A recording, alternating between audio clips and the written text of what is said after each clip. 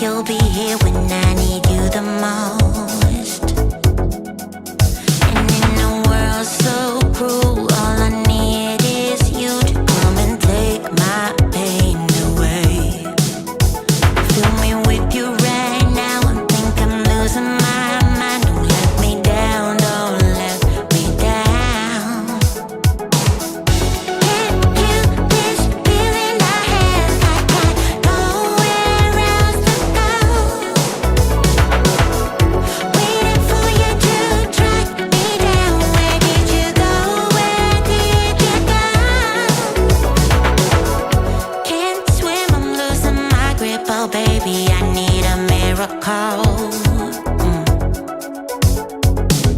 Don't wanna be here all over again. Been here a million times before. Yeah, yeah. And in a world so cruel, all I need is you to come and take my pain away. Fill me with you right now, I think I'm losing my mind. Don't let me down, don't let me down. Head up, feet on the ground, oh baby, I need a miracle. Yeah, it's in my head, darling, I hope that you'll be here when I need you the most. Yeah, come on. Can't kill this feeling I have, I got nowhere else to go. Oh yeah, waiting for you to track me down. Where did you go? Where did you go? Can't kill this feeling I have, I got nowhere else to go. Oh yeah, waiting for you to track me down. Where did you go? Where did you go?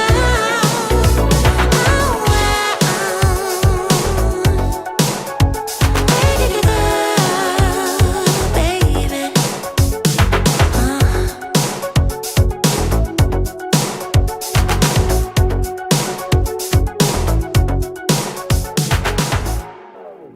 Your eyes tell me that you don't wanna leave just yet. No, my eyes agree.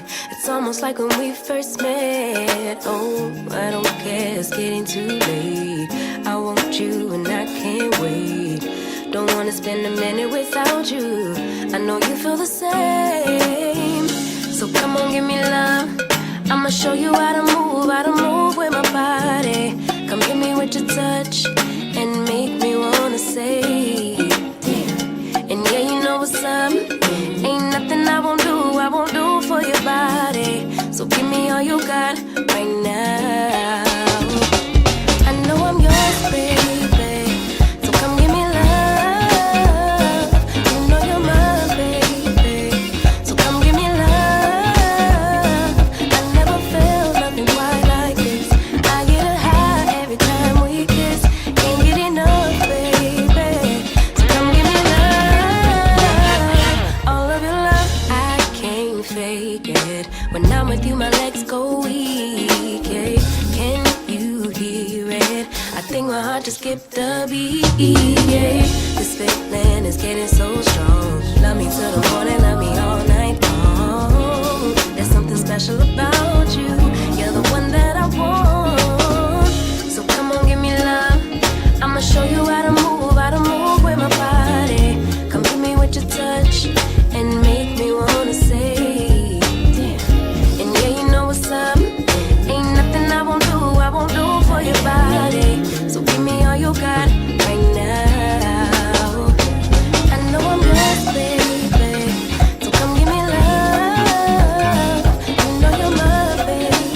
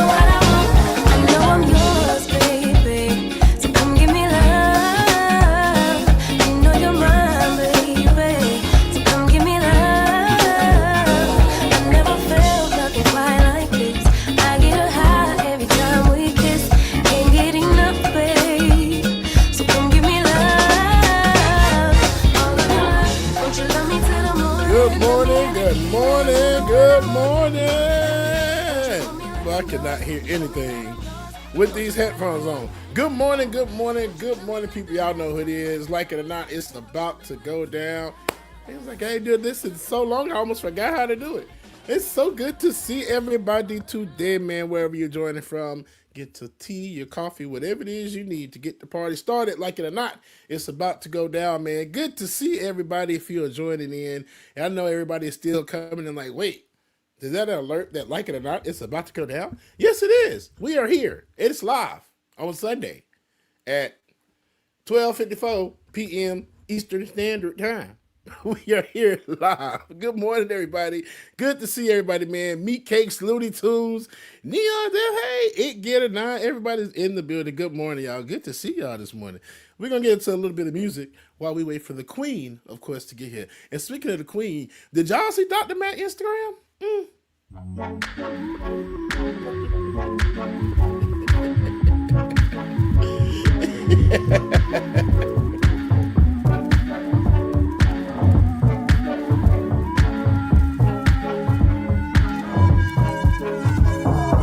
I bought a house in Cabo to shake off my cargo. It went a little bit far though. I didn't blow my top off. 9-6 by Arsenal. I didn't drive my car home when I drank that charcoal. Man, I miss my mom so. Ask me how it feels. I say it feels too real. When you pick up speed towards pitch black weed. Well, you got your thoughts. Good morning, mommy and daddy. I see y'all. Amber, what's going on? Hey, good to see you, baby. Oh, y'all.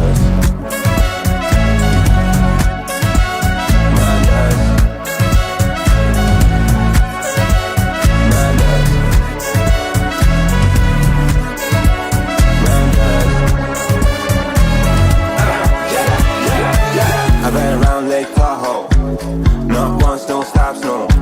Cause I'm a brand new model, with a brand new model. Yeah, I called up Carlos, said I won't be calling. Instead of my old tempo, it wouldn't make much sense, so yeah, ask me how it feels. I say it feels too real.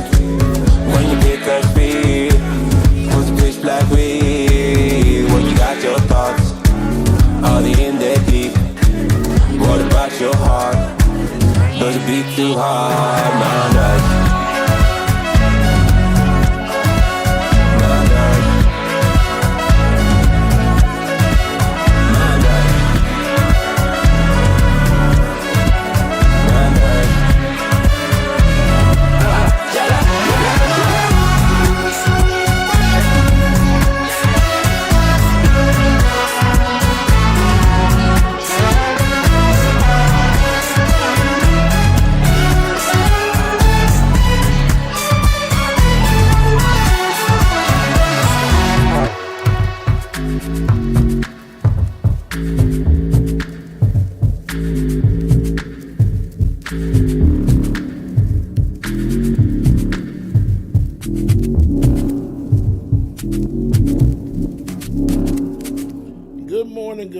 Good morning.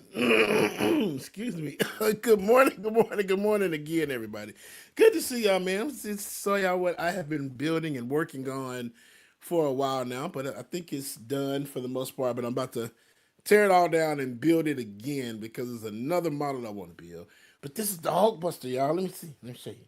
I'm gonna show y'all my toy, and y'all better like it. So that didn't even do y'all the full. Okay, there we go. This thing is huge. Y'all see him? We about the same height, almost. He about the same height as Q. That's what it is. And he's like, you shake his hand, hey, and he put up, got the full articulating fingers and everything. And then I don't know if y'all can see the Avengers Tower back there that I finally built as well too. I just been chilling, man. Just chilling, living life, and starting a new job. Finally, I mean, it's been a lot going on, but we are here. We've been making it. We've been making it do what it do. Okay, so yeah. Oh, Wendy. Hey, Wendy, good to see you.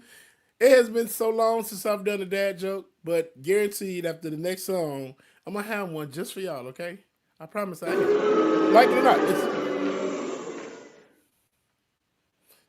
want to talk about mama. Like it or not, it's about to go down. Y'all stay tuned, man.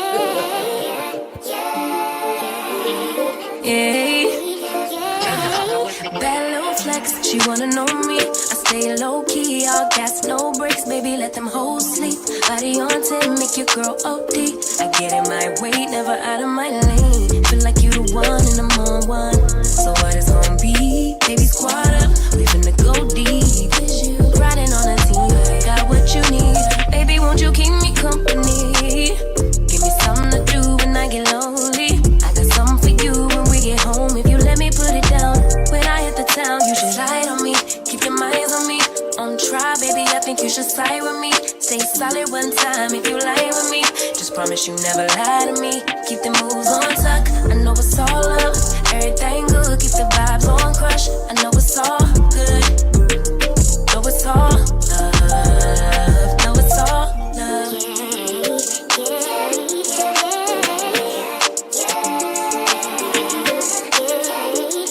I've been feeling like I'm feeling like a man lately. Can't nobody do it like I can daily. Baddest in the lattice in the land. Body turn your nigga to a fanny up, fanny up. I made it where I'm at on my own. Had a couple blocks in the road, but I get to the bag on the low. I pick down the stacks while they grow. Yeah, you know me, baby. Won't you keep me company? Give me something to do when I get lonely. I got something for you when we get home. If you let me put it down, when I come in town, you should ride on me. Keep your minds on me. On try, baby, I think you should side with me. Stay solid one time if you lie with me. Just promise you never lie to me. Keep the moves on tuck. I know it's all love. Everything good. Keep the vibes on crush. I know it's all good. Know it's all love. Know it's all love.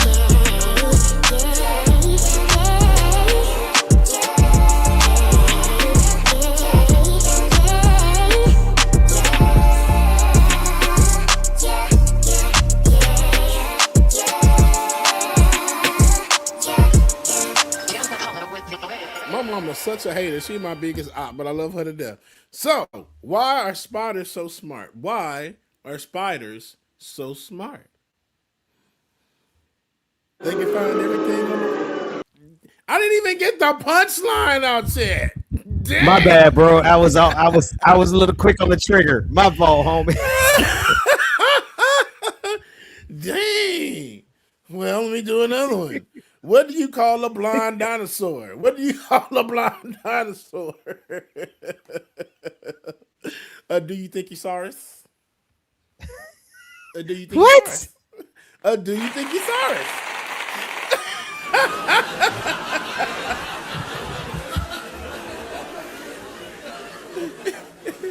I hate being so there was this one time, right?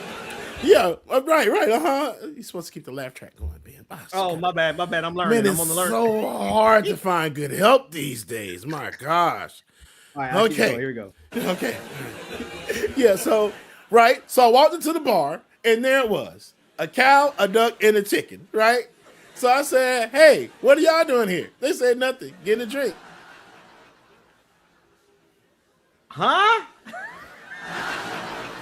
Exactly right. It don't make no sense. What is going on here? I was doing a stand-up comedy bit, man. You just kind of messed it up. How do you make water bed bouncier? How do you make a water bed bouncier? Add spring water. Oh my god. All right, that one made me laugh. Okay, see, exactly. So, I told you everything's been going really good. So, I've been on this 30-day diet, man. So, right now, I lost about 15 days.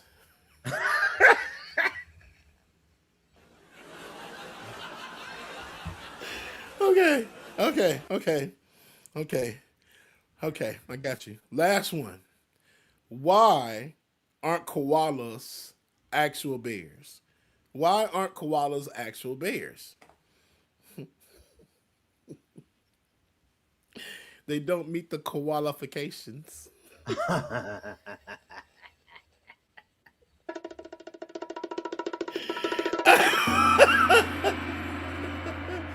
then you in hell. Okay? Like that's how this is about to go down. Y'all stay tuned. The sister shall be joining us any minute. And again, I say, you know what? Never mind. I don't want to say anything. Good morning, Priscilla. Good to see you. Betty Veronica, Lisa, what's going on? Emily Swamp, good morning. Take Good off to my see y'all. cargo. It went a little bit far though. I didn't blow my top off. 9-6 by off snow. I didn't drive my car home when I drank that charcoal. Man, I miss my mom so. Ask me how it feels. I say it feels too real. When you pick up speed, post bitch black weed. Well, you got your thoughts. All the in there deep. Give me, don't worry, it wasn't a real joke. I was doing a stand-up. Again, production here is like, you know, a little shaky these days. So. I still love you, man.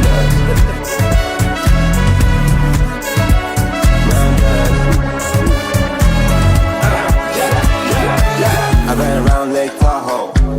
Not once, don't stop, no. Cause I'm a brand new model.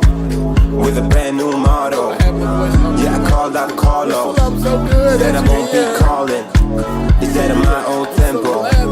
It wouldn't make much sense, so yeah. Ask me how it feels. I say it feels too real. When you pick up speed, what's pitch black weed? When you got your thoughts, all the in there deep. What about your heart? Does it beat too hard? Man, Yesterday, my manager told me I got stopped with my I told him, what are you going to do? Call the cops?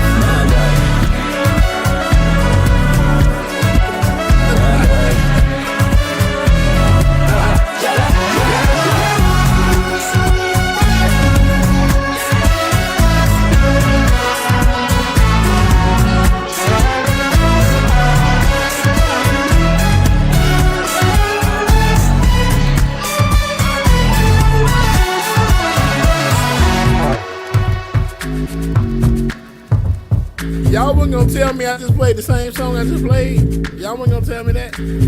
Like, I know it's been a while, but man, I guess it's been a while. I'm just this and the whole song played. The whole song, bro. The whole song played. And y'all were gonna say nothing. Y'all were gonna say Bubba. You know you just played that, right? Like, see how y'all do me, man. I know we've been going a long time, but y'all gotta do me like that, man.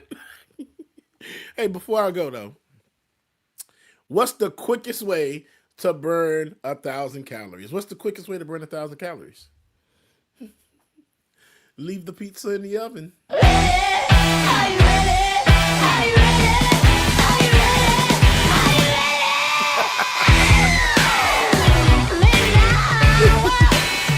Hey, where my man Keys at?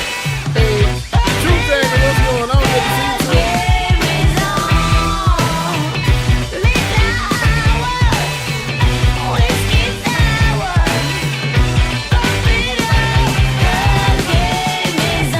And if whiskey still wasn't a little out of control, I would tell him to come back here. Whiskey be having a dream. He'll get on my nerves. Urinate on the floor because he's so excited to get here. Okay, y'all put him on. Okay, I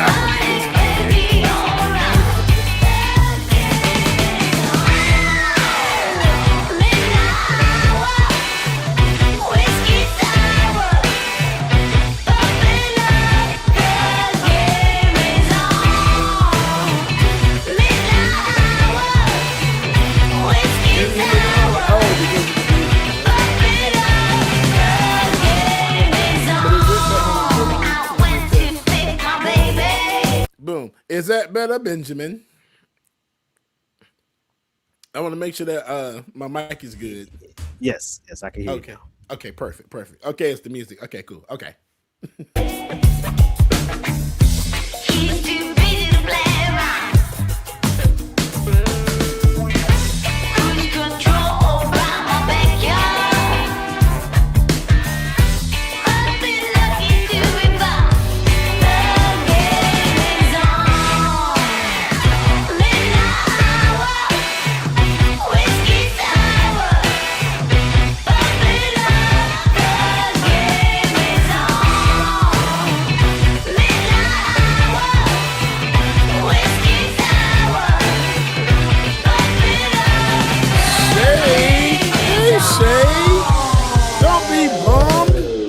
Happy to see you. Oh, good to see everybody in here. It's so emotional. I love it. Good morning, y'all. Take out some of the throwback hits that we used to have. Y'all remember these? I got an appetite, let's bake ourselves a treat.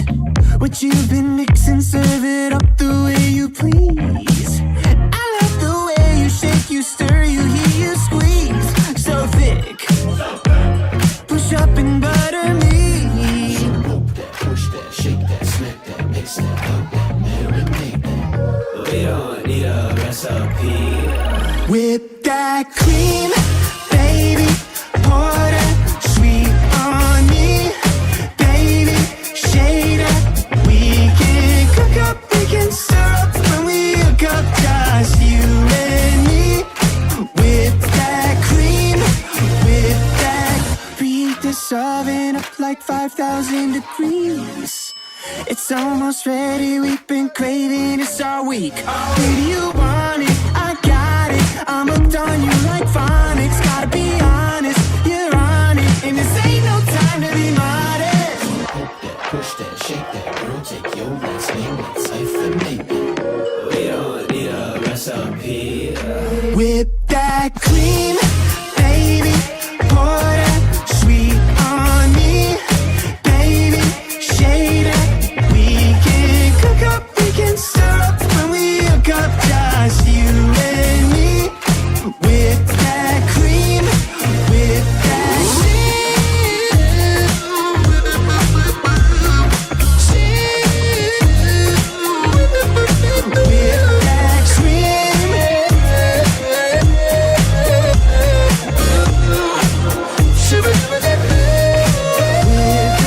cream,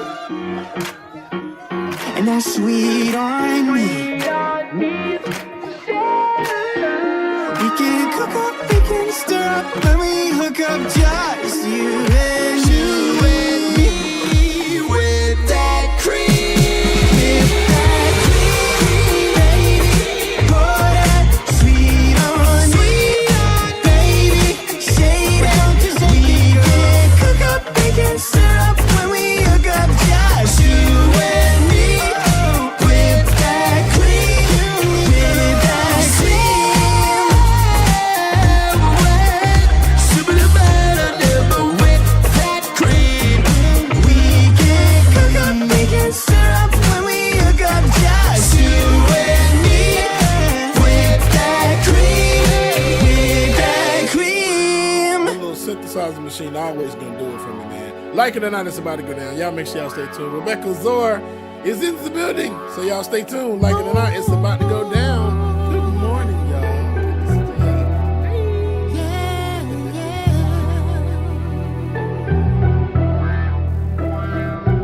you. He's mad and he's taking it to the streets, just doing what he's able in the day to provide for his family and put food on the table. It's cold outside, but the package is hot. It's gotta make a pickup without no hiccups. Stay smooth and make it back to the spot. Yeah. I remember vividly. All right, y'all. Like it or not, it's about to go down. The queen is in the building. Let's go ahead and roll that beautiful bean footage and get this show started. Good morning, everybody.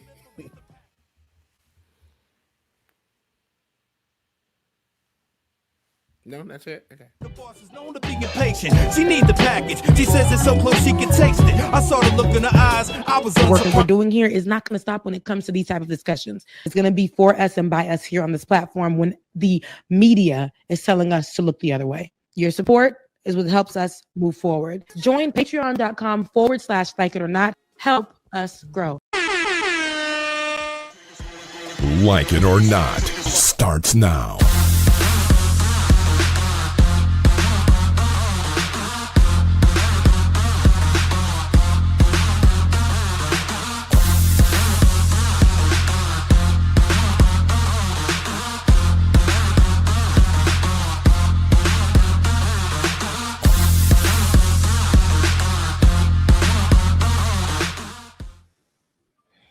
Good morning, good morning, good morning.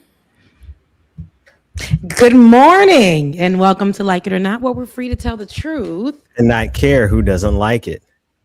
Good morning, everybody. It's good to see you. Where you been? And I be getting money. Where you been? Now. I've been getting myself together. Hold on, let me get you guys in my headphone.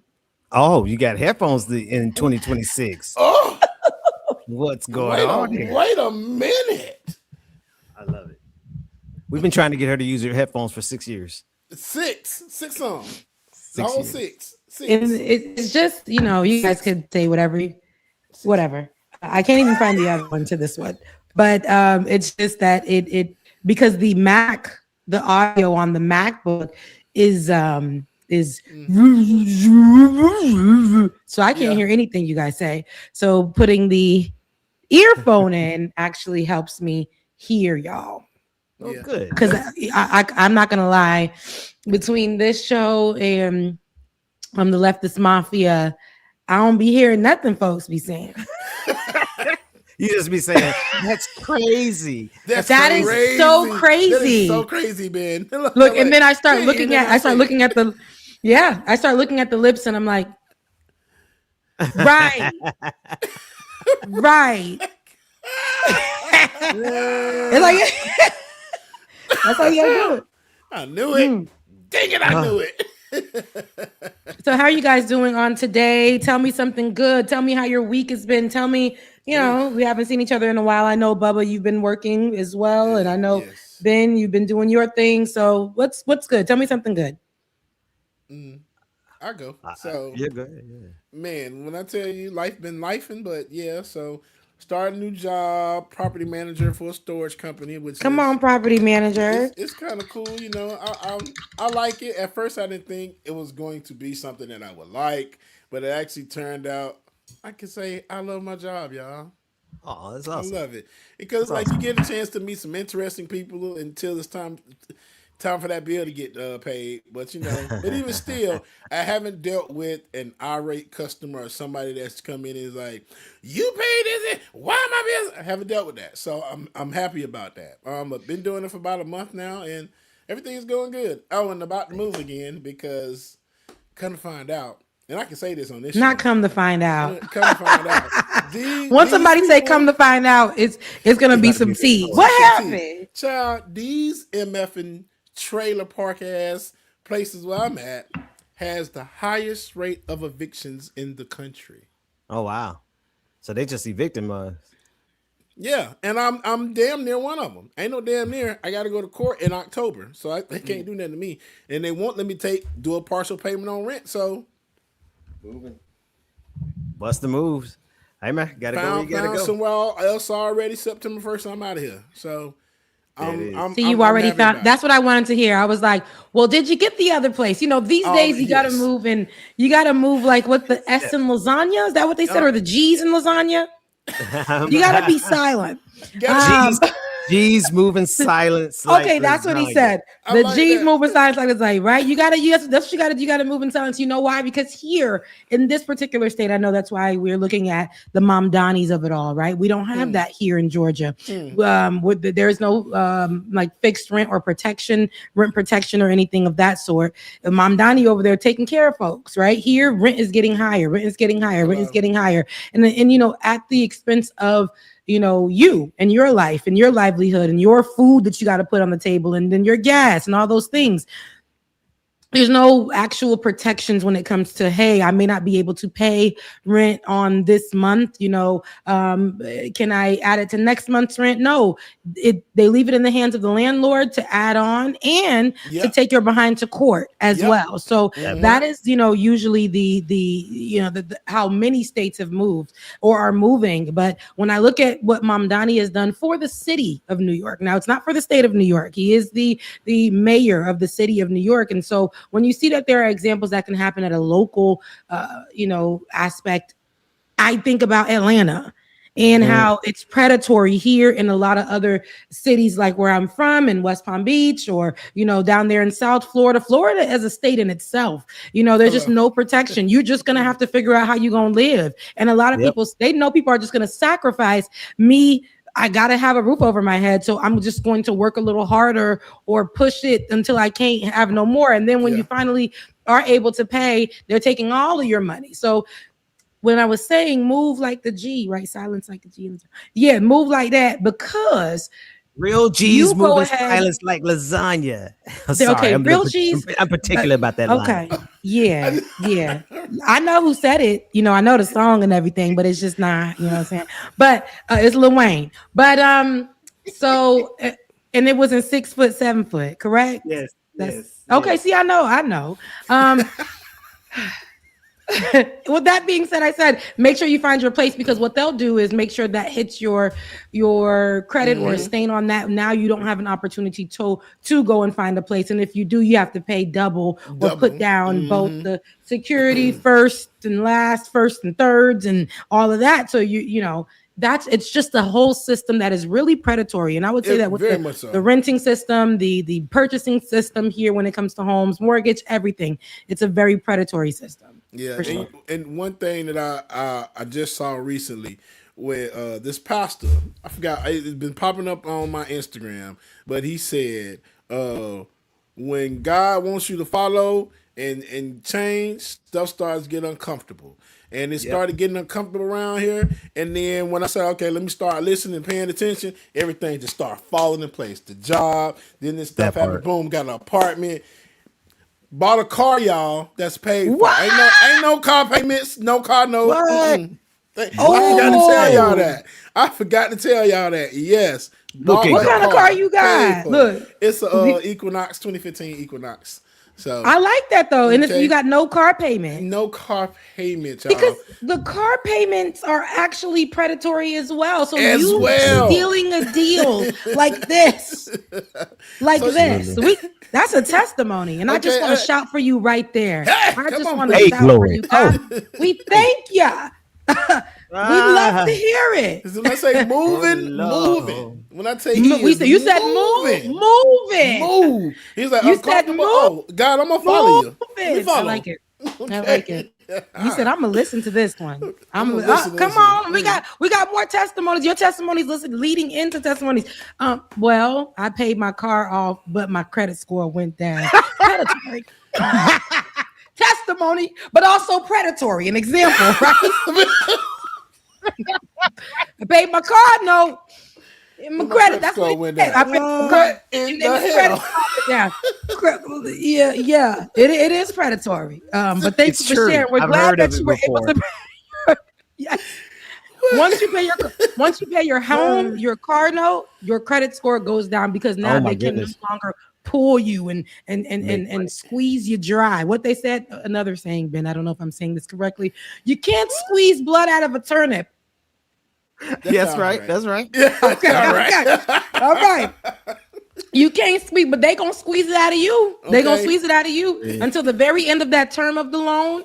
And then you pay it off and you're like, God, I paid it off. God, and you paid it all. And then you log online and you're getting all these credit hits and you're like, what's going on? These emails. And they're like, oh, congratulations for paying your car off. Congratulations. You've done a great job. They're saying all this stuff. And then when you get to the end of it, you go check and like, okay, must have been like a 10 points up, 20 points up. Baby, you down to the ground because you finally paid it off. Which you would think after I paid my car off or paid my house off, oh yeah, my credit about to go up. No, it goes down. Predatory. And even right now, a lot of things that we're seeing happen within the White House with Donald Trump and the things that he's trying to do, they're all predatory, but they're all going to, like right now, voting right now. I know we haven't been speaking about it, but that's been going on from state to state nationwide, right? We're watching those things play out, the primaries and all the things just play out from state to state and city to city. And what I'm seeing is, we had this conversation a couple of months ago with the redistricting and things like that, predatory, right? But it really matters because in these moments, New York City got Mamdani. Somebody who was able to help combat the predatory behaviors of the previous leaders of those cities or the states, and to call out things like what's going on with home ownership or renting or gas prices or when we're talking about wages, and we're talking about simple things like where your trash cans or your trash days or stuff like that. Potholes in the street. All of those things matter because they're taking our tax dollars. They're not giving us any benefits. Then they're causing us to pay higher to live in a certain city or a place or a street, but it's filled with potholes, cracks, and all the other things on that street. No benefits. They're taking away your grocery store or whatever it is that you had access to prior to that and putting in a Donald Trump center. Things of that sort. This is what's happening. But this is where I say, it's very, very, very critical to pay attention right now with what's going on in your city and state, the local elections, because it's going to affect you. It always has affected you. But look where we are now from 5 years ago. When the pandemic first started, all of us probably thought that we were able to save up to purchase the homes at that time. The next year, it was like, I was just talking about this with a friend. Car payments in itself are predatory, right? I was just talking about this with a friend. Having a car payment at $200, $300 was the norm at the time, and that was considered high, but it was the norm. You will not be able to go purchase a car from a car lot, and try to get your payment for that $200, $300. Oh, forget about avenue. that. Yeah. That is over. That is over. Same terms on the loan. You may get your APR to be lower, but for some reason your car payment will never be $200, $100 ever again. Your insurance. Remember when before the pandemic, my insurance was $90. $90. I wouldn't even say how much I pay today, but it is almost triple that. No accidents. Thank you, Jesus. No, nothing like that. None of it. But that is literally how it is. Go ahead, Ben. I was gonna say, any way they can get you, they will. That's what that's the era we live in. That is. And it's so funny because it was just, 6 years ago, but it was just 6 years ago. You would think those type of changes happen in a decade or two or things like that. They did it so quickly and they said, you're going to pay for it. That's right. This administration has said multiple times when we're asking for changes or things that can help benefit us, especially in these spikes that are happening just for our normal things, our food, our housing and all the things. When we're asking for help with it, it's like, we can definitely help you, but you're going to pay for it. After they took extra money from you, they're going to say, you're going to pay for it. We're not helping you with your wages. We're not going to raise the wages, but you are going to pay for it. Right? And you got to be careful in this moment because Donald Trump is currently laying down the groundwork to basically start sowing the election distrust right now. And if you haven't seen, he's been, he did his press, his little press run in the last few weeks. A couple of days ago, actually, last week, I want to say it was on the 18th. I can't exactly remember, but I know that they were, talking about looking into the former elections. He's still talking about that, but saying that they have had felons voting. They have had, especially he's targeting the communities that have minorities and are highly immigrant communities, right? Saying that those immigrants have been voting illegally and those things. So it's again we're at the suppression portion of it, but we're also in the time where he's going to sow the distrust and make people believe that our system that's already broken before he even got here, right, is considerably breaking now because of Black and brown communities and immigration. And this is what we have to be careful about because it's not only Democrats who are taking the hard hit, the people that are independent or don't know, the Green parties, all of that, the in-betweens, Republicans, they're all kind of, I've heard people verbalize this over the last couple of years where the conversation, it actually just is well, voting, it didn't really work, and we didn't want Kamala because, and they did have some of the immigrants voting, and all of that's the conversations. So these seeds that he's trying to sow, they're not only for Republicans. Not only for Republicans. If you can get this seed you could sow this seed into the Democrat that is actually anti-woman leadership, it'll work. If you can get this seed and sow it, right in the community that is the liberal, but the liberals that don't want to really speak on Black issues too far, it'll start growing a little leaf here and there. That's what we're seeing. So we got to be careful with that. The redistricting situation as well. It shows that there are people on both sides of the political spectrum that are okay with taking away the rights of people in mostly Black communities. And the voting rights of people in Black communities. And that's what I've been seeing in conversation over the last few weeks, right?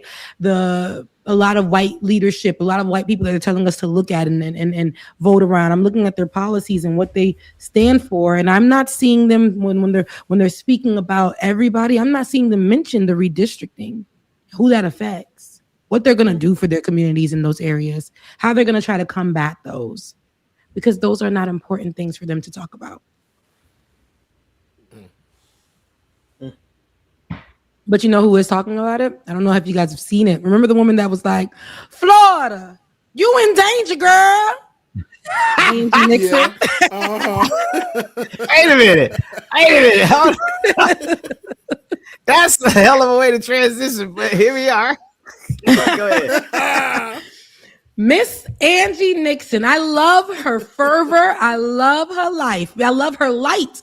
One thing about it, and like I said, she's the one that has been discussing the redistricting, and she's also somebody who is a product of it. She sees what's happening. She's been attacked, and she's running for the Senate seat in Florida. Now, we know Florida. That's where I will vote.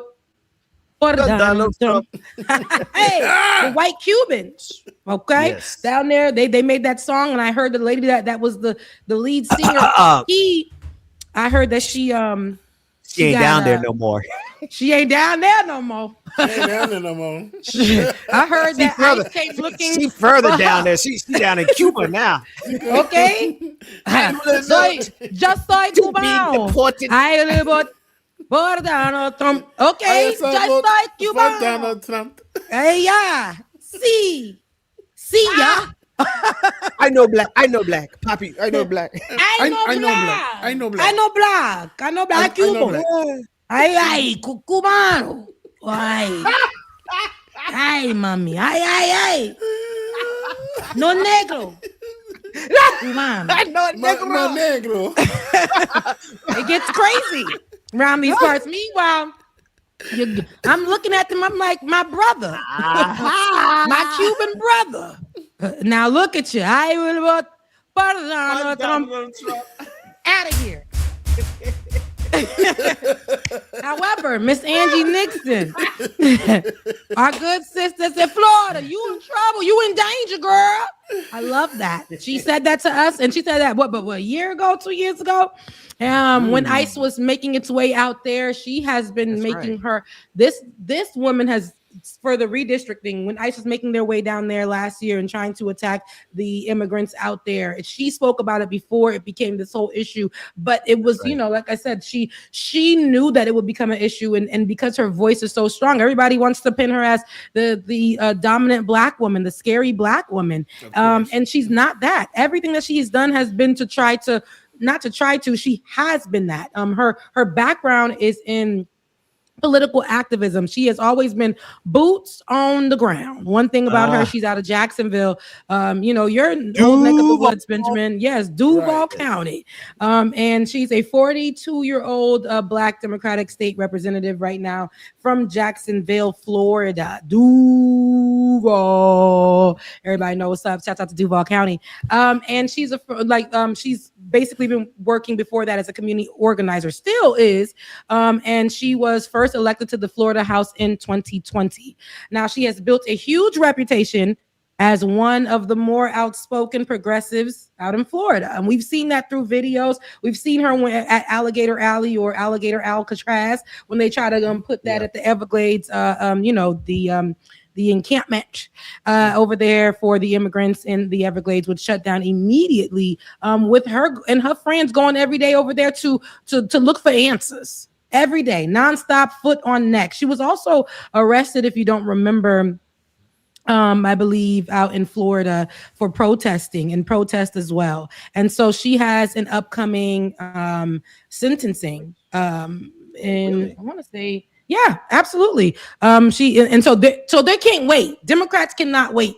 So Republicans can't wait. Now she does have support from both sides, but there's been drama since she has been the pick, right, for the Democratic side, Democratic Party, for her to become a senator. If she does become senator, right, in Florida, she will be the first Black woman to do so. That tells you all that you need to know. Now, and also in Florida, Byron Donalds is also running for governor, but we don't care about him. We don't care about Byron Donalds. I just wanted to just put that out there. Byron Donalds is the other negro out in Florida who is running for the governor's seat, but we know that he's put on knee pads a lot for this Trump administration. And so I just want to tell you that's the negros out in Florida. But the one that we want to focus on is Angie Nixon, and particularly because they're trying to paint her out to be some overreactive, very hot ghetto, woman who is running for this opportunity. And you'll see the commentary online is a little different. Not only commentary, interviews that are a little different when they're speaking to her. It's like they're challenging her. And I want you guys to hear, Ben, I know you have this. I don't know if this is the piece that we're looking for, but we can hear in this one. If this is a good interview, that would be great. But this one on CNN, this particular interview here, we'll see with the CNN anchor how she is speaking to Angie as if it's so combative. And again, CNN is supposed to be the progressive, the liberal, the left leaning, but also it's a news channel, so we're supposed to be nonpartisan or whatever the case may be. But we're not going to see that here. I don't know what her Miss Casey Hunt, what her problem is with Angie, but tell me if you guys could see what it is, because I didn't see what the problem, how we got here. But tell me what you guys hear when you see this. These Democrats have the right leaders here in Washington?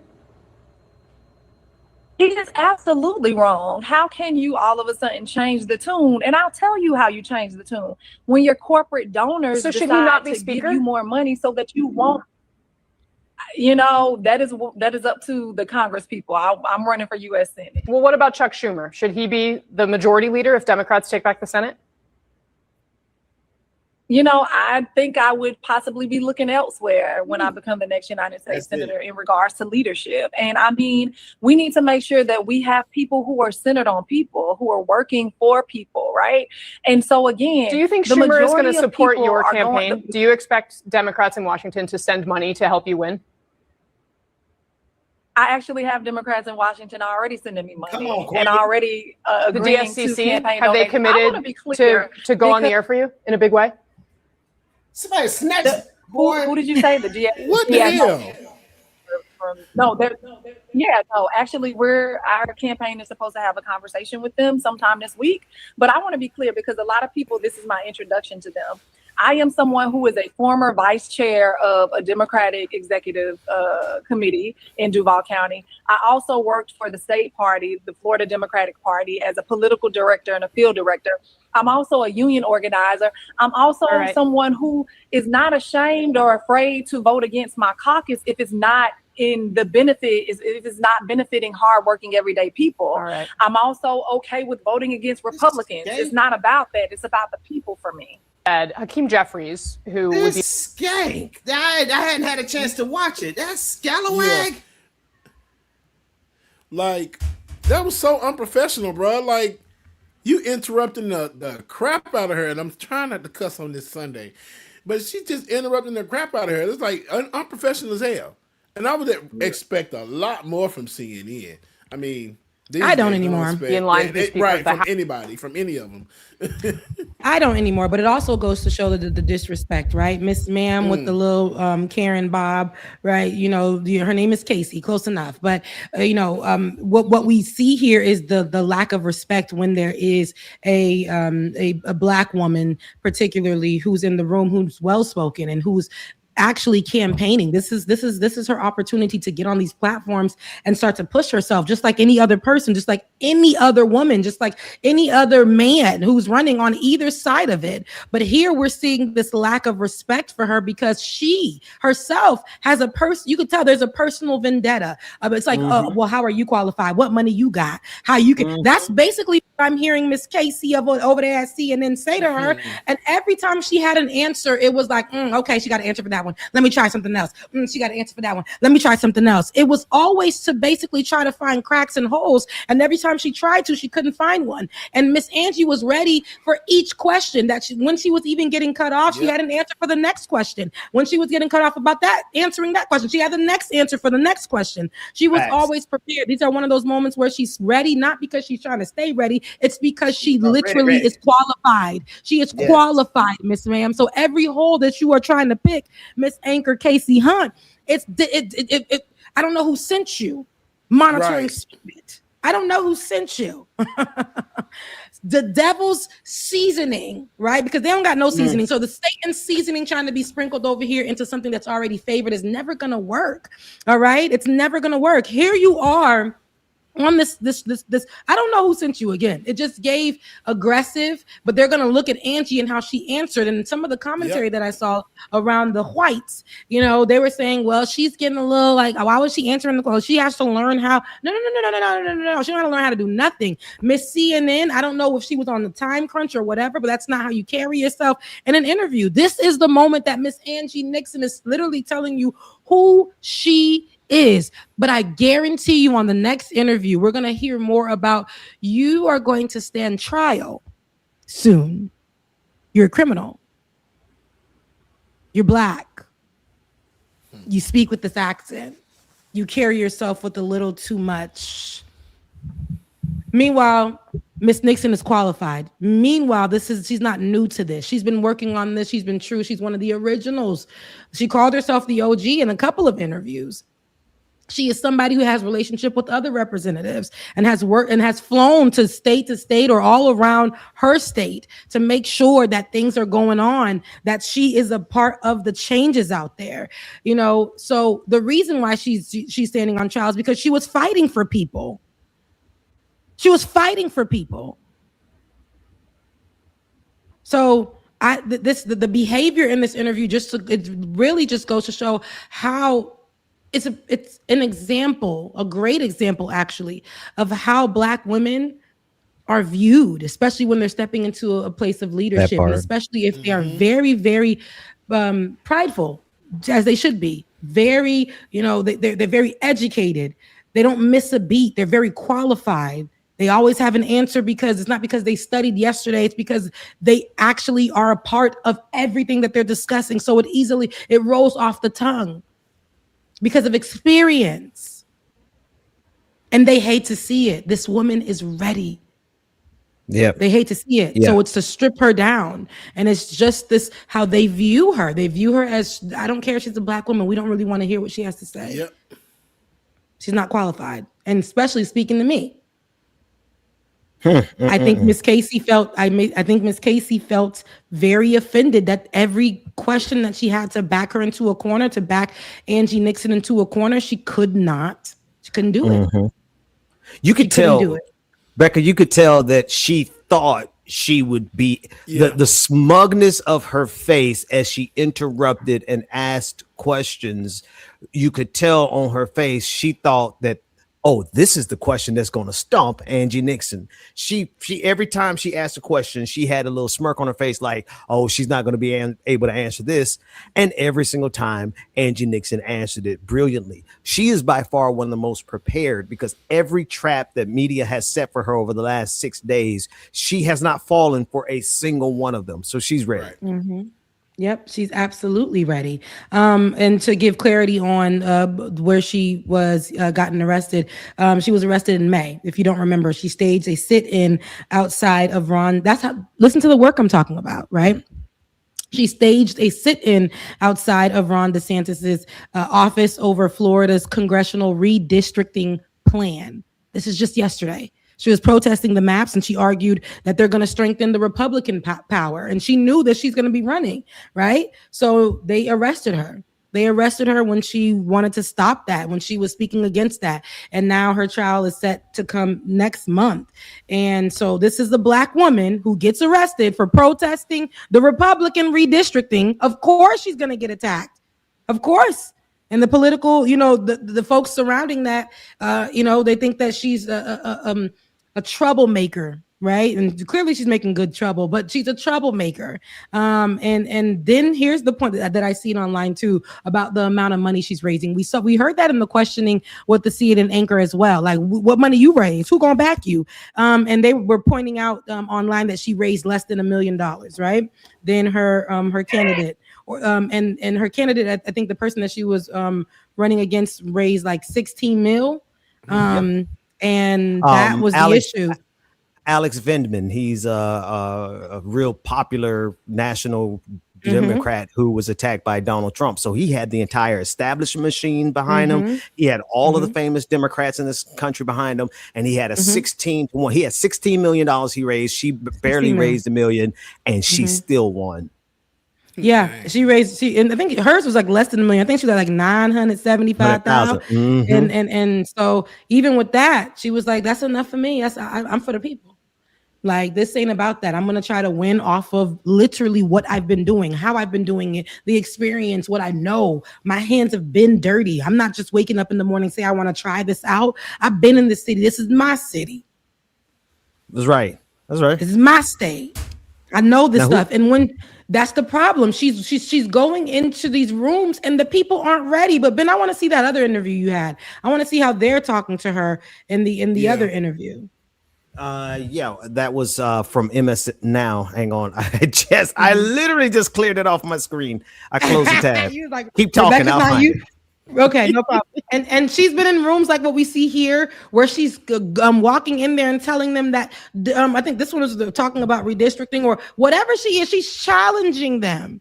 Not for her to go viral, but she is, because we live in viral times. Right. But she's more than that. Before things were going viral, and she literally was setting it clear. She said, before the virality of me or the people getting to know me for what I'm saying, I've been doing this.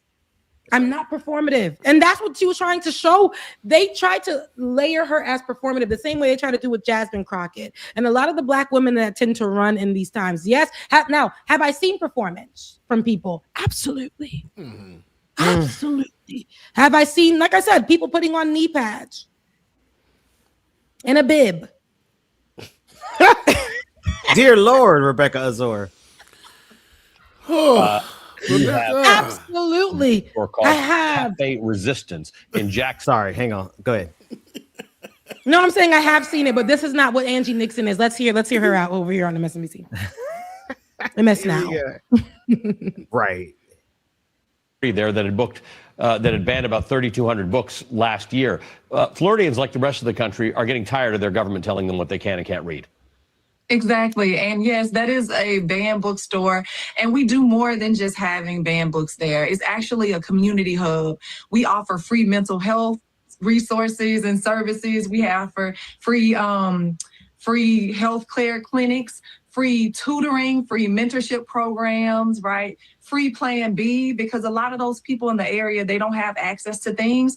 And we use it in a way to help organize the community, because a lot of people come and get those services when they are in need, and they're not attached to voting. They don't understand the direct correlation to who's in office based on what they're experiencing right now. And so we use it as a way in which we tell them to get registered to vote. We sign them up to make sure that they stay plugged in. And also, when the government shutdown happened and people were furloughed and they were losing their SNAP benefits, we fed people as well. And so I am rooted in community. This is what the government should be making sure power happens to folks when it's failing. Like right now, the system we're living in is failing. And I want to go to Washington to make it successful. Where is she from? Because she had like this southern drawl to Jacksonville. But you know, Jacksonville is it's a southern. It sounds like the things sway. You know, they got the little Jacksonville is a town of its own. When you go through there, it really gives southern. It does. So those people are different kind of. The more north you go in Florida, the more southern it is. Yeah, that's right. So, which is very crazy. Once you cross, once you get past Fort Pierce, everything is international. But from Fort Pierce north to Jacksonville is country. It's Bama. Mm-hmm. This is it. But I definitely want to go down there and visit her bookstore, man. I really think that's dope as hell that she's done that. Yeah. And not just a bookstore, it being a community hub, like she said, somewhere where everyone in the community can come. More people need to do stuff like this. Yeah. The way this interview went. Jacksonville is South Georgia. Somebody said Jacksonville is South Georgia. That's the truest thing. It really is. It definitely is. When I used to drive from Tallahassee, because I went to Florida A&M University, the number one HBCU in the nation. We bleed the orange and green. Y'all haven't heard me say that in a long time, but I just wanted to come back and just say that. And a lot of people from Jacksonville, even though they have their own, I think EWU, some other. Shout out to them out there, also a HBCU as well. But a lot of people from Duval County do go to FAMU. And I say that to say, having to drive past Duval and go down to West Palm Beach, South Florida area, it's a stretch. First of all, why did they have my 18-year-old behind driving that far with kids in my car? I don't know. But we had to take a map because we didn't have GPS at the time. So and you had to pay for the GPS if you did have it in your phone. It was an extra feature. We didn't have that, so I had to go to MapQuest and write down everything. And I always knew I was close, even though it's probably a couple more hours. I always knew when I saw the Duval and Tallahassee sign, the joint sign that they have when you heading north, I knew I was close. I said, as soon as you reach Jacksonville, I got just a couple more hours and I'm reaching Tallahassee, Florida. So now, it is Rebecca, yeah. I have to ask you a logistics question. Were you dropping someone off in Jacksonville? Because to go through Jacksonville from Tallahassee, where you could have just I wasn't dropping nobody off in Jacksonville. It was when I'm coming up. I like to see this. When I see the sign, I know I'm closer. There's a joint sign where it's Jacksonville and I think Tallahassee, whatever. It tells you to go, right? And then you go the route you're supposed to go. What is it? The interstate sign. Yes, and then it's split. I'm not going into Jacksonville. I had to bring up a map because I'm about to say, girl, if you drove to get to West Palm through Jacksonville, I'm gonna have to fight long way. Because Google. I was dropping people's kids off to the crib. People who live, they're like, "Hey, Rebecca, you going home?" Right. I live in Palm Beach. Somebody lived in Belglade, but it's Palm Beach County. It's on the way. So I'd be like, "All right, it's on the way." You didn't go to Jacksonville. You just saw a Jacksonville sign. You passed Jacksonville on the way home. No, you're not coming from Tallahassee. You do pass it. You mean you're going across? You going down? No. I'm about to pull the map. You gotta just come you just go down. So how do you do it? I was my goodness, straight down. You pass. You go Tallahassee, Jacksonville, and then. Rebecca in Lake City, Tallahassee over here. Everybody can everybody class? Can you see? So how did I get there? So you take Tallahassee to 75, which is right around Lake City, right here in Lake City, and then you take 75 south through Gainesville to get down. No, that's not how I was doing it. Let me tell you how I was doing it. It was taking me somewhere else because when you was doing it, when you write it down on the map, it gave you two routes. You took the long route. I always try to keep the down road because my daddy said it was safer than going on the highway. No, 75 is a high. Oh, how many years did you do that, Rebecca? 2. but real talk though, you know what's crazy though, Ben? Like at one point when I was driving to Daytona, when we would drive down, it would take us almost 8 hours to get there from Atlanta because the way it would have us come in was go through Jacksonville and then go down somewhere else. I'm like, bro, why is it taking this long to get here? When I grew up, it only took 6 hours. Like, where these extra 2 hours come from? Oh man, let me tell you. And then this It was taking me on the down road. I remember. I wish this map was a little bigger because you literally added. Rebecca, you probably added 3 extra hours to your trip over to Jacksonville. And but hey, y'all were having a good time. Y'all were young and having all fun. that matters. So that's all that matters. But don't you do that in your 40s, in your 30s. Oh, I'm not in my 40s yet, beloved. Thank you. Take it down a notch. Pipe down, Ben. Pipe down. Let me stop. That's your community, my brother. Oh, wait a minute now. Hold on now. Don't go for but I know 40 your and up. birthday come. You're up. There's 40 and then there's you're up. No, wait a minute. I am. Well, damn. We are. No, you didn't have to come for us like that. Oh my God. Like, damn. Let's be clear.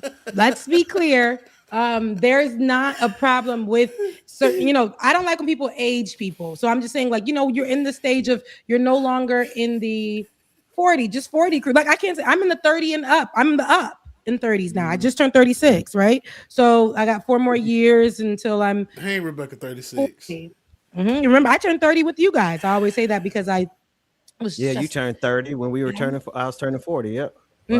Right. That's in the pandemic in crazy. 2020. So now I'm 36 and freshly 36. So I'm in the almost the grown. Rebecca, I still Don't tell anybody else that you used to go through Jacksonville to get home from Tallahassee. He's not gonna let I that was down. literally I had to do what I had to do. And also it was less police officers. Now these were rumors, of course. We didn't have GPS telling us where the cops were, but that's what they said. My dad said it was safer to take the longer roads just in case you need to stop somewhere or whatever. You know what I mean? Yeah. So that's what I had kids in the car. And to be fair, like you said, this is before GPS. So okay. Yeah. Right. And I was writing the map, and then it would say safer route or whatever on MapQuest. It would give 2 routes, and I always hear my daddy saying, Aw. you're gonna get there on time. You don't need to speed. You don't need to try to take the shorter route. You're gonna get there on time, and the safer route is the better route, and that's why I took that route with people's kids in my car. Right. I-75 is just as safe, but Dad's wisdom is always it's we understand. It's a good story. And some of the kids I was taking with me too, they didn't have cell phones. Yeah. Yep. Were cell phones even that accessible, Rebecca? You're making me feel like they were very accessible actually, but some of the kids were coming from places, like I was saying, that doesn't have much. So it was our first summers and stuff out there, and I would let them use my cell phone, and then the people that had to pick them up at like a Publix or something, far from Belle Glade, Pahokee, Muck City, the muck. Yeah, I forget how Florida you really are, Rebecca. Like Florida, like I know Florida. Yeah, the real. No, I'm the real. I'm South Florida, where James, everything is true and real. I said Pahokee. What was the very first thing she said? The muck. She is from Florida. If you know the muck. City, yeah.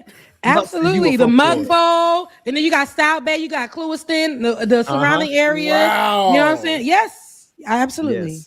Yes. Yeah. I knew a girl from Clewiston one time. Anywho, go ahead. Oh well, that girl's not your wife. Sorry to that lady. No, it's a funny story because the night I met my wife, my wife saw me talking to this girl from Clewiston who was like just throwing herself at me, and my wife was like, he a mess. So I saw her looking at me, and I told the girl from Clewiston, I said, excuse me for a second. And I never went back over there to her. I went over there to where my wife was and introduced myself. So that's the story. Oh, as you should. Right. Well, thank you. Because lady. We gotta clarify. Let me clarify. No, but a lot of clarity. Well, folks, it's been a great show. A lot of clarity. Good night, everybody. A lot. See ya. I will vote for Donald Trump. No. Wait. Hey, there gotta be one more story. I know we just get out, but listen, I actually wanted to talk about what's going on. Let me get this laugh out of me because this is a serious story. Oh, wait, I'm sorry. That's so crazy. That's the word. Do we need to take a commercial break? Is it gonna be that serious? Take a commercial break real quick because that's a terrible way to go. Oh God. Wait. Hang on. Hey, let's just play a clip of Donald Trump. So because that'll make it easier. Hang on. And I'm gonna write it. You about to? No, I didn't mean. Y'all be trying me. Becky, you doing the hell he was doing? I saw what he was doing. He put that map up. Thank you so much. You're gonna impeach him? Why? Well, I don't know. I don't know.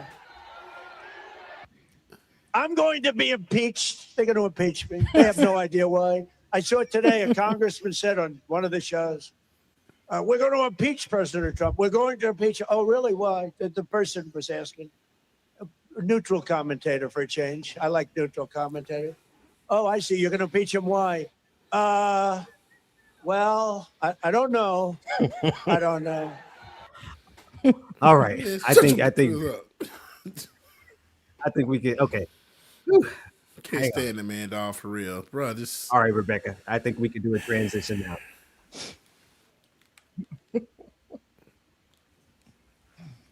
It's in your hands, Rebecca. Yes, I know. We still need more time. All right. We need more time because there's no way to really transition that. It's I'll say this.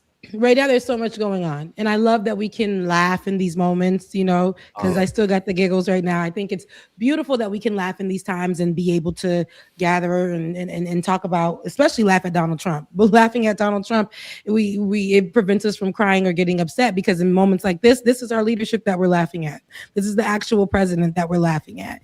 While we're taking it as jokes, this man really thinks things, these are serious. Whatever he feels right now in this moment, whatever whistleblowing in this moment that he's doing, his KKK leaders that are your doctors and your mailmen and your lawyers and stuff, they're going to rally around him and they're going to be the ones that continue to push his rhetoric and help with that. But in moments like we're watching too with the public lynchings, of Black people, right? And this is all due to Donald Trump's. Not only because this is not before Donald Trump, this stuff has existed, right?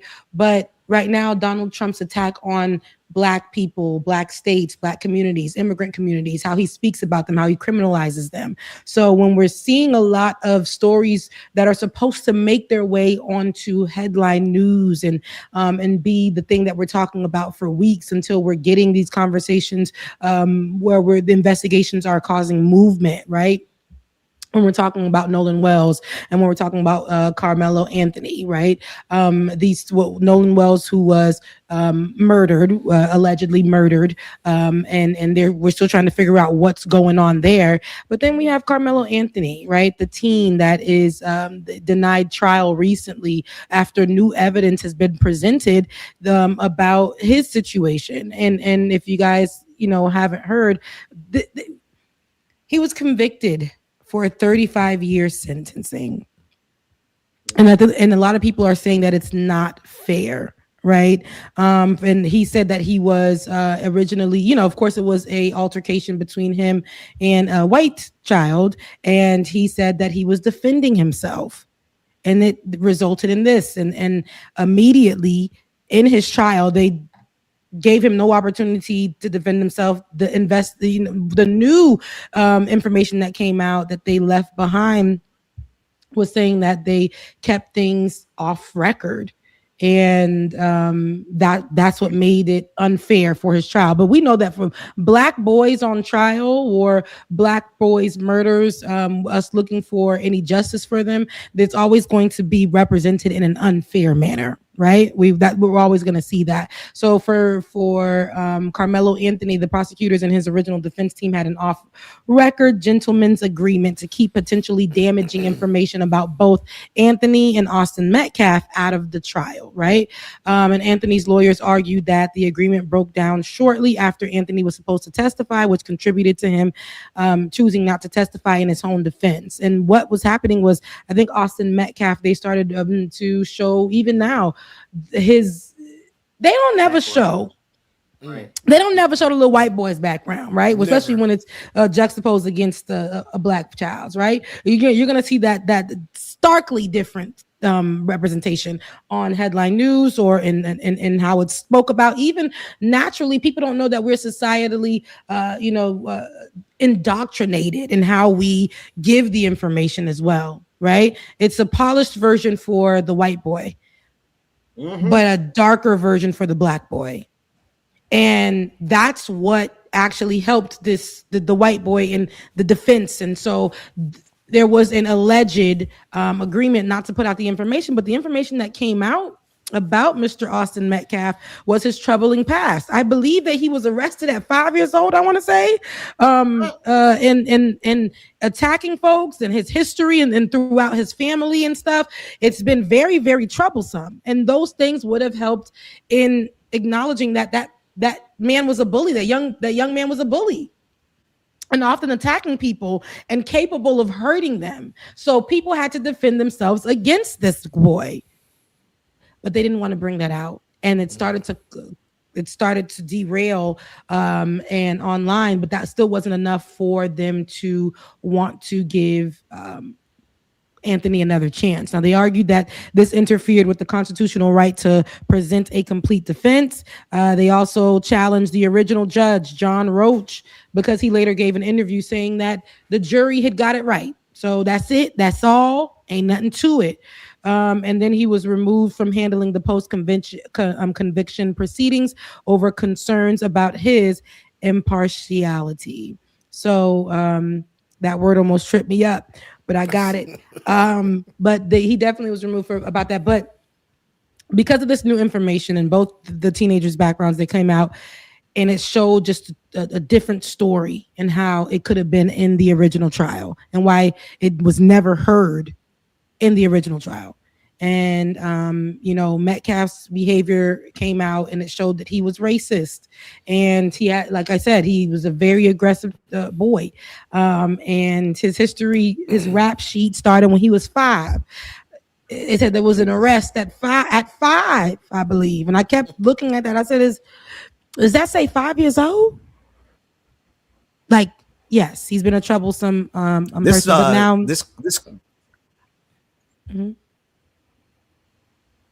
Ben? No, I was going to say this clip goes over some of those details pretty good if you want to hear it. Okay. Yeah, go ahead. This has also learned new details about Austin Metcalf's background. Metcalf and his brother Hunter were once caught spray painting graffiti, including KKK Kill All Blacks and Heil Hitler, along with the N-word, and were sentenced to 12 months of juvenile probation. Records reveal they reportedly told authorities, "We did some dumb stuff. We did some vandalism." There are several documented instances of Austin using racial slurs in school. And in 2023, Austin was accused of bullying a black student in class. In 2018, while still in elementary school, Austin and his brother were accused of bullying and assaulting a female, which led to his arrest. During an argument in 2024 with another female student, Austin allegedly knocked her to the ground and punched her in the stomach. He was also kicked out of a football game and texted someone later, "I was about to beat the expletive out of those kids." At a previous track meet, when another student alerted Austin that someone not on their team, quote, "behind our bench was talking wild," Austin reportedly replied, "Kill that MF." During the 2023-2024 school year, he received in-school suspension twice. School disciplinary records from April 2022 to May 2024 reveal that Austin reportedly called a teacher the B word and used profanity. He told a school official that he couldn't control it and wasn't aware that it was coming out of his mouth. In 2024, on at least 5 occasions, Austin saw a counselor regarding his anger and rage during a football game. In 2021, he got banned from attending basketball games for a season after yelling profanity at a player. Metcalf also got suspended after he and another student were talking about bringing a gun to school the following day. Wow. And I hadn't watched that clip yet, but God dog, they just read those receipts. Listen, no, but that actually, I'm like, I told you in reading it, I'm like, but this started since he was like 5. But hearing this as, you know, examples that he could have been a potential school shooter. Yeah. A murderer? And I hate to do this, Rebecca. But just look at this man's face. His face says, God bless the dead. I ain't trying to talk about somebody who's dead. But the face on the look on his face is one There's of a look. I will hurt somebody. It also gives that he's the type that he know that his daddy knows people, so I can go out here and do Get and away. say whatever the hell I want to, and I'm gonna get away with it. Definitely looks like a face of a killer though. Mm-hmm. And this is why we're saying these are the people that are not these are the people, but it's also it just sucks for Carmelo because at the end of the day, that's the justice for the white kid. That's the but if and it's crazy because we're looking at the movement. Carmelo has to stay in there for potentially 35 years of his life taken away from him for defending himself. And then you have you know, on the other side of it, we're still looking for answers in the potential murder of Nolan Wells. Right. Nolan Xavier Wells out of Mississippi. Those kids still get to live their lives and protect their stories, just like what happened here, right? The protection of the white boys' stories, and their legal representation, even though there are so many holes in those things. But there's the protection. But who protects Nolan? Who protects Carmelo? The system isn't built for that. No matter what the story is, it's never built to protect the black children, the black man, the black woman. There's just never, it's just not built for that. So especially if it's up against a white person. Go ahead, Ben. I was going to say I learned when I actually sat there and watched the Trayvon Martin trial over a decade ago. And I saw how the defense attorney literally did not do her job, or rather, let me strike that. I'm thinking of the wrong trial. The prosecuting attorney, the one who was trying to convict George Zimmerman, was intentionally it was flagrant. Anybody who understands or watches that knows anything about a legal process and questioning and interrogating witnesses, you could see how the prosecutor and that assisted in George Zimmerman getting off for killing Trayvon Martin. Fast forward to Michael Brown. We have documented evidence of the prosecutor collaborating with a witness, with someone who was a part of the trial and doing what they could to help the police officer, Darren Wilson, get off of killing Michael Brown. Same thing with this trial, except you flip the roles. Now you have a defense attorney who's trying to defend Carmelo Anthony. But if you saw that trial, the defense was absolutely ridiculously pathetic to the point where I wanted to yell at the parents and everyone and tell them to get rid of that attorney immediately. And now all this is coming out. What type of attorney lets this type of information not be, it doesn't bring that information to be entered into the trial? Carmelo Anthony's attorney. Mm-hmm.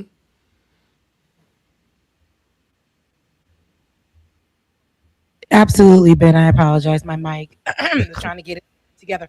But no, absolutely. And the representation, these attorneys and all of that, there was a handshaking. They said because we did a handshake, and it sucks because it shows that it's always going to be in the best interest. They knew that this black boy wouldn't have a chance, even though he is most likely innocent, right? So it was like, how do you, as my representative, do this handshake deal about not bringing up the past of Metcalf when you know that can benefit me and my freedom and my truth? And now that it's brought out, they still won't give me another opportunity to get this right because I took you as my representative and what you said, I thought that was going to be my protection. I trusted it. And now look at me. Because the whole time you were protecting Metcalf's representation and how he was going to be seen and heard and remembered throughout the world. Yep. Yeah. Yep. Absolutely. You know, and we're seeing more and more stories like this just come up, and we'll see the beginning start, and we'll see a lot of people talk about it, and then it'll wean off. This isn't like back in the day where we would stay on it and stay on their asses. It's not that anymore. These stories are coming so quickly and through, you know, and funneling through the media. And what I'm also seeing, and we actually talked about this. We talked about this on the Leftist Mafia. We talked about this multiple times on Like It or Not. Olay just actually dropped a really good video essay speaking about how these phenomenons, right? Like this phenomenon of people dying and then people, you know, rushing to rally around and protect. Like, for instance, this moment, you know, would have been a moment where people were outside protesting and things of that sort. Now we have digital protests and adjacent. But remember when we were all calling for abolishing ICE and that movement? And I'm saying abolish, but it was defund. We wanted to abolish, but they said that was a little too much, right? Ben, you and I, we stayed trying to abolish them, right? We said abolish. But the defund the police, defund the police. That was the movement. And defunding the police was so big, and this whole thing, then you had the thin blue line, and you had all of that. Were the police ever defunded? Because it's real quiet on the creek. More money. They gave them more money. Right. Okay? Because it's real quiet on the creek. Real quiet. There's like, shh, quiet on the creek. They are quiet on the creek. There is no talk of defunding the police. We also went into conversation, I think we talked about here, about how our good sis AOC no longer wants to associate herself with the defunding the police conversations. We have to move on from that time. But was the work done?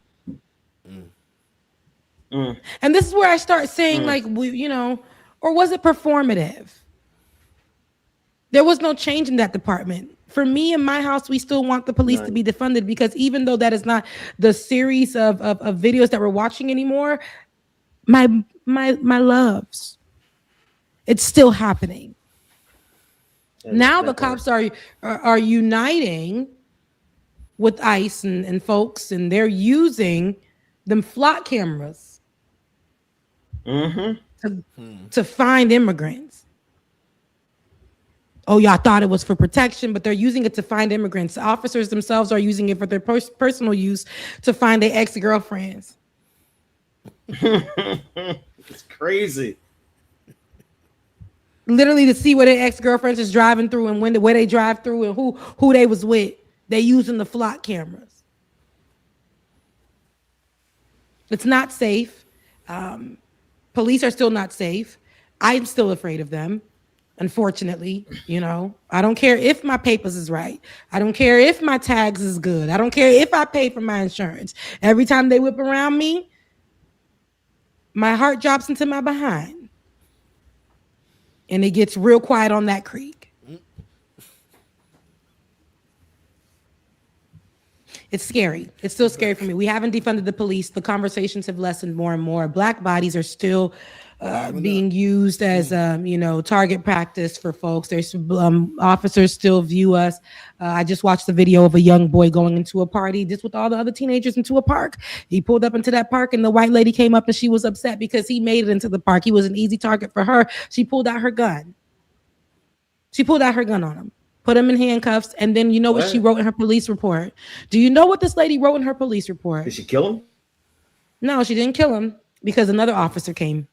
Do you know what she wrote in her police report? She said that he pulled out a gun on her and attempted to kill her. My God. Thank you, Lord, that they went over her body cam to see if it matched her written statement, and it did not. So they said, we're, canceling all, this whole ticket, this whole conversation, this whole trying. It's like baby can go home. But that literally could have put that baby behind bars for trying to murder an officer, attempt. And that was not the truth. The body cam showed that there was a weapon in the car, but that boy didn't even touch it. And he was licensed to carry.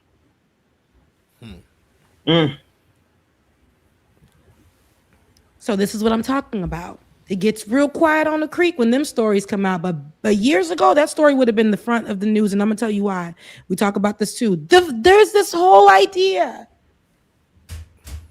that if you take a black story on your white channel as an ally, or on your channel where you usually talk about oranges and fruits, or you talk about knitting stuff together, but all of a sudden you take these, or playing with toys, all of a sudden you take these stories of these black babies and all that, and you put it on your channel and you start talking about it, you start getting the views.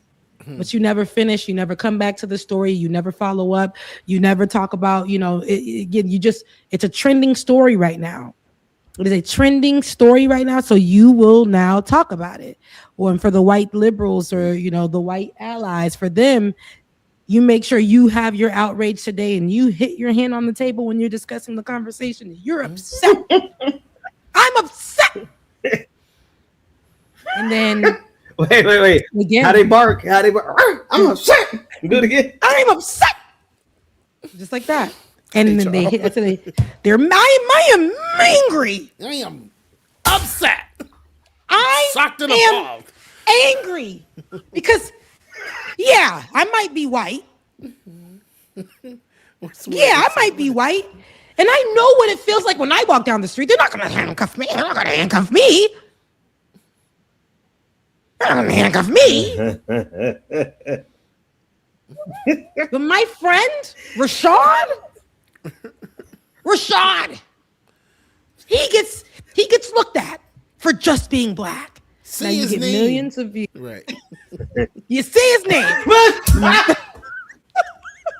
Oh my God. Say his name. Y'all cold.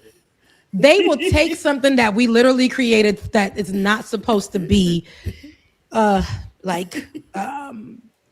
new thing, right? Because remember what woke was until they got their hands on it. Child. Remember, say her name was before they got their hands on it. Me too. Wasn't even for y'all. But then they got your hands on it. That's right. Dang. Tarana Burke created that and nobody cared when she said it. But when that actor woman said it and it became her movement, and then it became the movement of everybody else. Yep. Nobody's saying Me Too anymore. Like I'm saying, this is another movement. I understand that things come and go, but also it just shows it's very performative. Back in the day, people would just have to show up to the event. Maybe your picture's gonna get taken, maybe not. But you might have got shot or your ankles got ate up by the dog.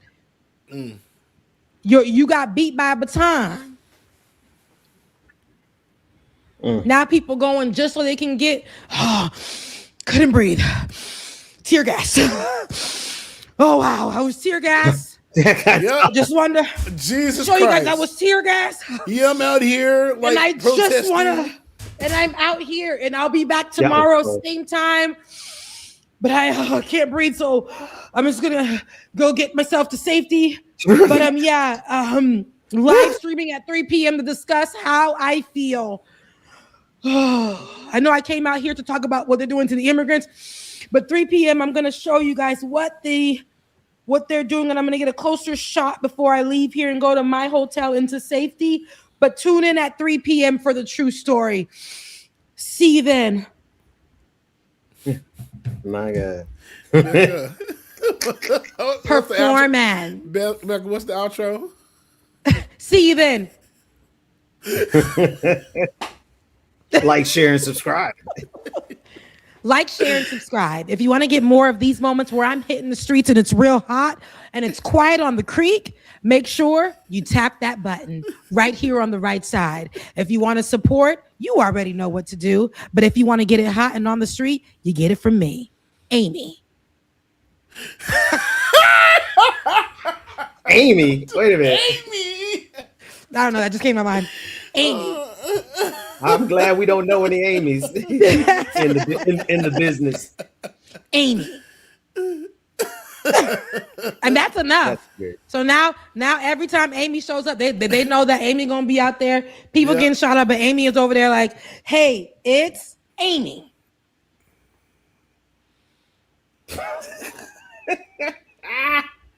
And behind me here, you can see, because they said millennials do that millennial pause. So behind me here, you can see a lot of going on. I'm an on the ground, somebody who's now just got up and put my camera up, and now I am a journalist and I'm doing the things. And then, so I don't want to get hit with any rubber bullets today, because yesterday I was tear gassed. And if you haven't ever been tear gassed, you know what that's like. So I got to get out of here, but I'm going to get to safety. I want you guys to,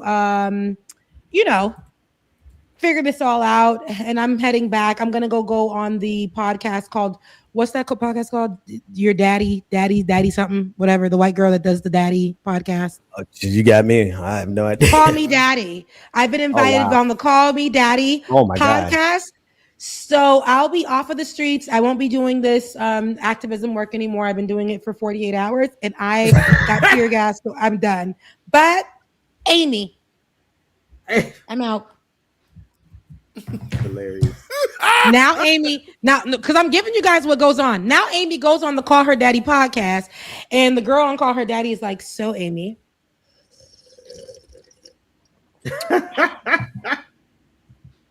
Call Me Daddy. That's what it's called. I'll Call Me Daddy.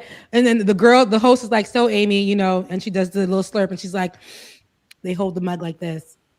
So is it true that you found someone at the immigration protest that was happening over there in Memphis? Yeah, totally.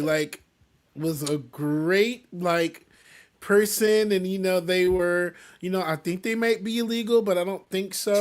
But yeah, it was so cool because I just did what I could to just help this person out, and we ended up falling in love. God. And I love that because now I know you got into activism immediately once you heard about the protest, and you were out there for a whopping 48 hours. So you have so much experience. And a lot of people, what do you think about people saying online that you finding love out there and now you going on my show and you're about to go on Love is Blind, but you're going with your partner because you guys want to find a third? What do you say about people who are saying that you're leaving the immigration work and the anti-immigrant work behind? I feel that I'm still doing that work because we're together. So me personally being in love with him is I'm always also doing that work for immigration. So I'm doing my part by being with him, just being with him. And to everyone else that thinks that I'm Is he Mexican? As a person who's dating an illegal immigrant, that's how they set it up. And so Amy. Yeah. Amy and Alejandro, Yeah. Look, yeah. That is exactly what 5 minutes straight. Yeah. Yeah. The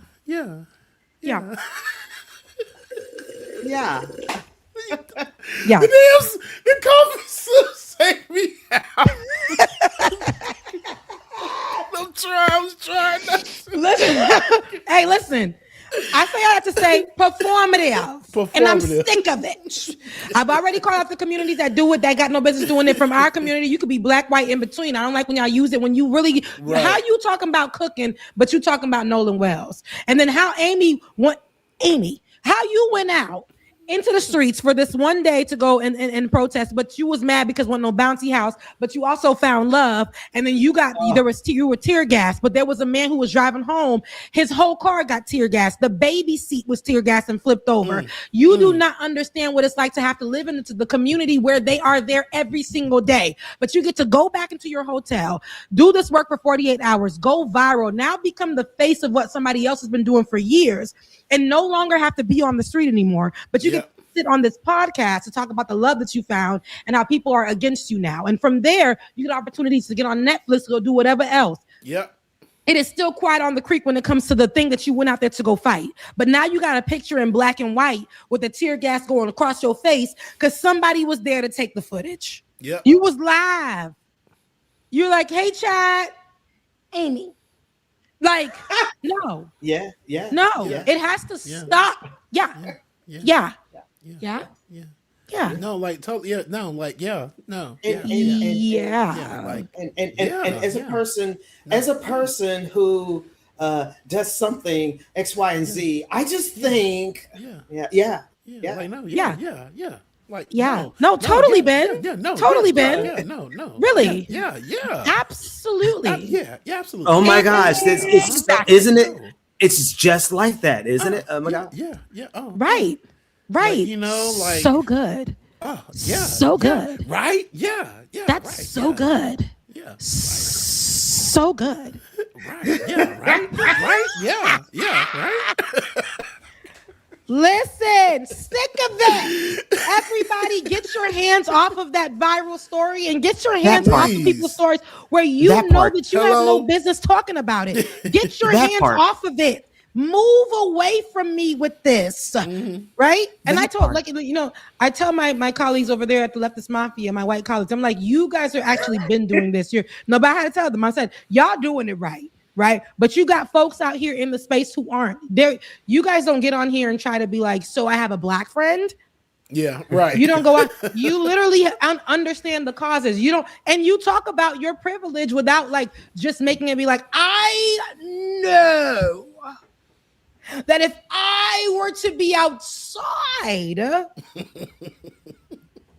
that I wouldn't get hurt by the police officer because I'm white. No, they're serious about the cause, right? They're not performative.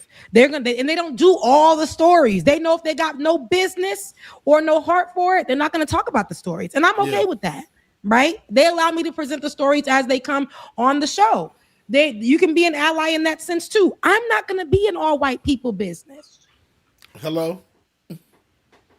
I'm not. I was gonna say, you got no business about how to make sourdough bread. That's it. It's like, what? Avocado toast. Yeah. I can't be. I can't be in that business. I love me some avocado toast, but I put seasoning and other things on it. I can't be in that business. I like to cook my salmon until it looks, I don't need my salmon coming out looking like Jell-O. I like to cook my salmon. I can't be in white folks' business. No white people problem. It's not mine. I'll get my camera. But anyways, that's black people issue. Yes. That's black people issue.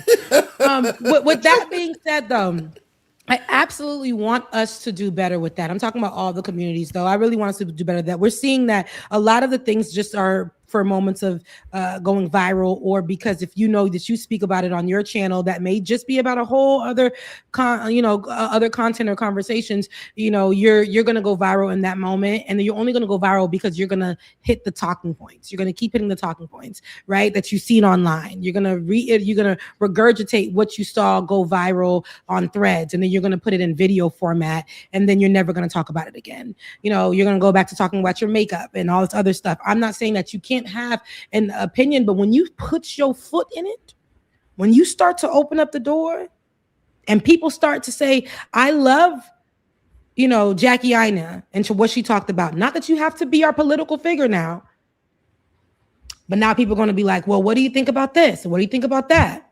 And you're going to be like, don't come to my page for that. I've seen it done. I don't talk about politics here. I don't mention that. I don't want, but it's like all this stuff is affecting us. But when it was going viral, you decided to open your mouth and become the person as the top of the conversation, the person they go to. It's crazy. You know, ICE agents I was speaking about ICE. You know, ICE agents, like I said, they went to a hospital most recently, and a family went to a hospital, I think mother and daughter. Oh, yeah. And ICE was right there waiting for them and separated them in that hospital just recently. But 2 weeks ago in Memphis, they went to a club. ICE locked Black folks in a club. Wow. I want to send y'all the video, actually, because nobody's going to believe me. ICE locked Black folks in a club. Lock them in? And oh yeah, I'm gonna send that to you because I'm one thing I'm gonna do is not, I ain't gonna lie. I'm not gonna lie. But I'm gonna send it into text message though, so y'all can pick it up from there. They locked Black people in the club in Memphis and wouldn't let them out. It was such a weird thing to see, but it also club goers, they were locked inside during a Trump task force raid. So it was a Trump task force raid, which tells me it's just another sector of ICE, but local, right? For Black Americans who thought they would never get touched. You at the club. We at the club. We riding slow. We doing things that the girls don't do. Right? But they ain't doing that. They won't let them out. They couldn't ride slow. They couldn't do the things that the boys don't do because they would not let them out the club, right? The task force locked the doors and would not let the people leave, even though they lacked reasonable suspicion. They were never told much. And this happened at a Memphis nightclub on August 9th. Let's take a listen. Memphis, Tennessee. Drake. Tell people y'all getting out of here. Y'all keep up this bullshit, we gonna be here.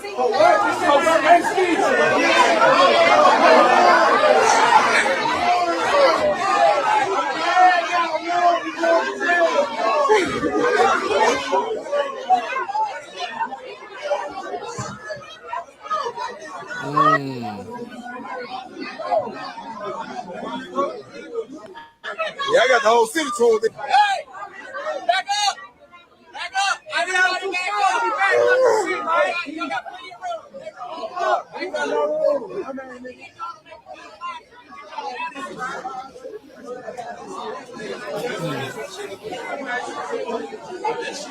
So,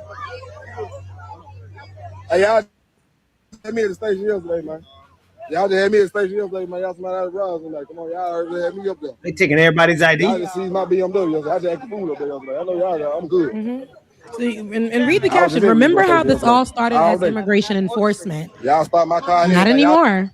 It's a task force. And did you see that they talk about the task force was created to end violence on the streets of Memphis? So what the hell are you going in the club for?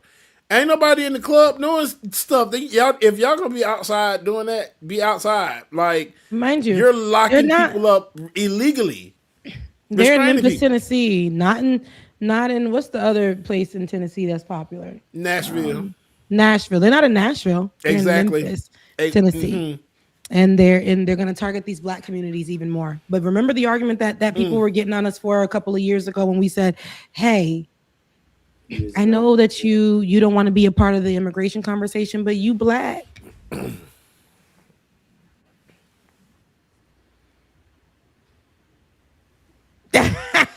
You Black. You can't. I will vote for Donald Trump. Even if you're a Black Cuban, they see you. They like, hey.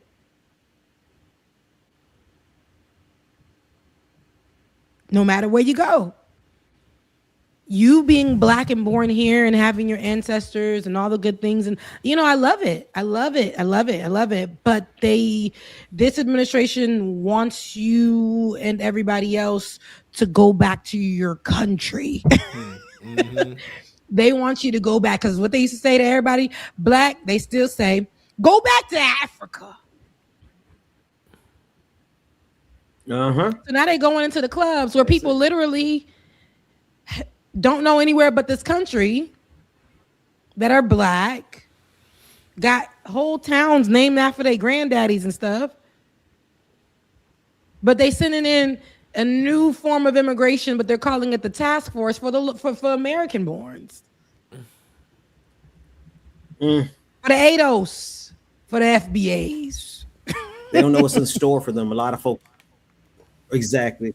A lot of folks don't realize that this was always the plan. And we've been telling them that for years, Rebecca. The plan has always been to get everybody comfortable with ICE doing this to immigrants, because you got black folks who like, oh, we don't support immigrants. We don't like immigrants. Okay. And now that they're done with immigrants, they're coming to black folks. We told y'all niggas this 4 years ago, 3 years, I don't know how many years ago, 2 years ago.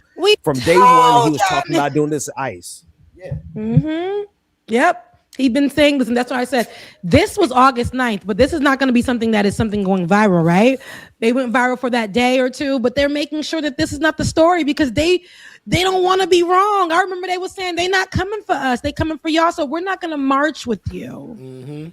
We don't want to march with you. There was I did a whole thing about being xenophobic, and a lot of folks got under my stuff and said, shut the hell up. You Haitian, you're not one of us. Tethered. And I was like, but they don't see you either, friend. They don't like you. They see you, they see me, they see me, they see you. We together. Twin. We see each other. We see each other, but they looking at us like we tethered. We hip to hip. Body to body. What up, twin? Twin, where have you been? All of that. And now they just changed the name. Since you're not an immigrant, we'll go ahead and call them the task force. And we're going to put them in predominantly black areas. We're going to make sure that we do not target or scare the white communities, but we will definitely go into the black ones, because what the hell are you doing at the club? And we're going to send out black officers to make sure we let you know that we got our boys. Our Samuel L. Jacksons from Django. We got our Sambos in line. We got our Kunta Hotel residencies in line. They ain't gonna send their white boys out there to go get y'all. Because they already know what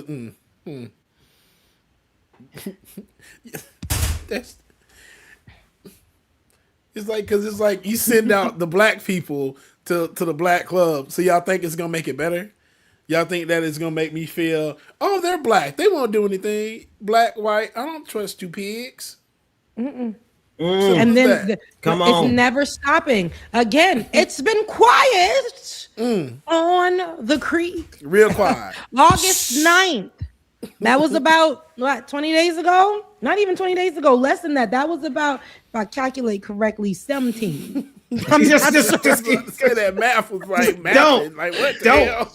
Don't. I'm not going to care, but I'm around the ballpark. If you walk it a little bit, but it's there. It was about 2 weeks ago. That's that Florida A&M University math that worked. That's